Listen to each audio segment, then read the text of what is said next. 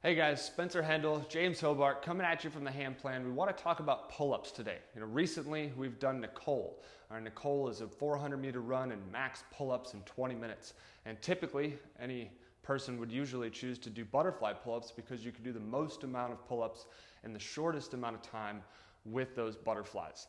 However, recently we've had you guys do that Gymnastics Kip, which is really going to help with a lot of other movements. And we need our athletes, we need you guys to be able to seamlessly transition between that butterfly and that kipping movement.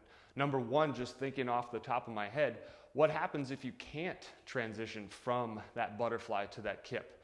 What happens if all you have is the butterfly? And what happens if on a workout like Nicole, we reach a point of failure?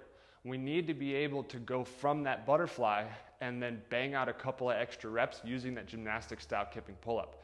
But not only that, it requires a lot of the gymnastics kip rather is required in a lot of other movements.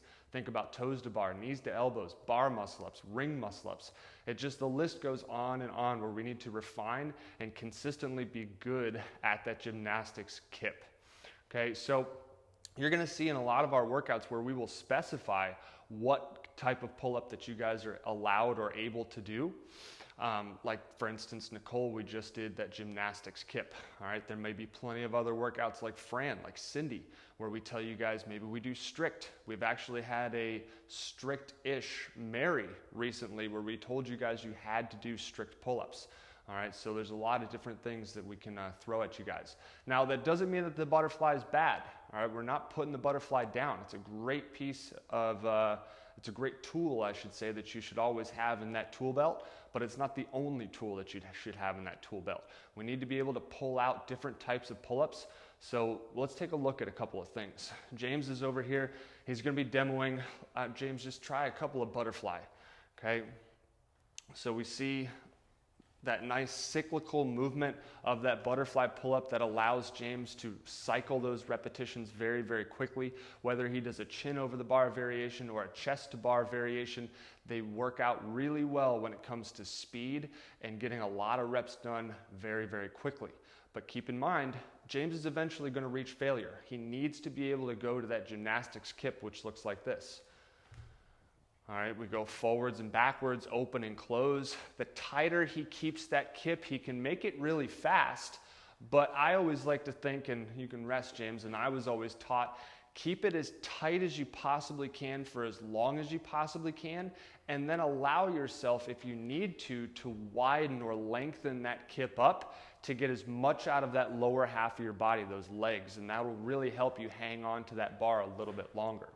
Okay, but that's all stuff that needs to be practiced.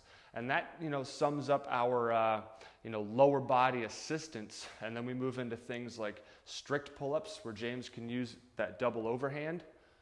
All right, he can also switch it up and go double underhand.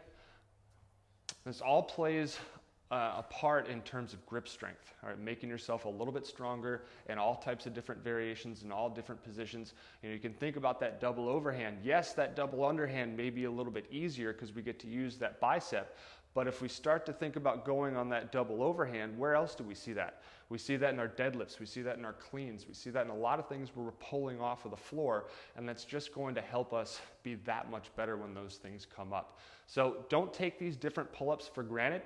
Always, always, always mixing this stuff into your programming, and we do our best to try to throw that stuff in there in accessory work in the ham sessions, as well as some of those benchmark workouts that you guys will see coming up. So as always, work hard, have fun, and vary those pull-ups.